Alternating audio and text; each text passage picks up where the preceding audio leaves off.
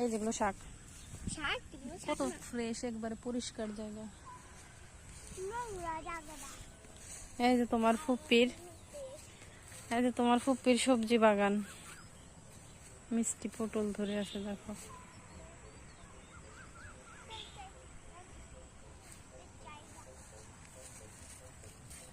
এই যে দেখে যাও, সবজি বাগান দেখে যাবো না?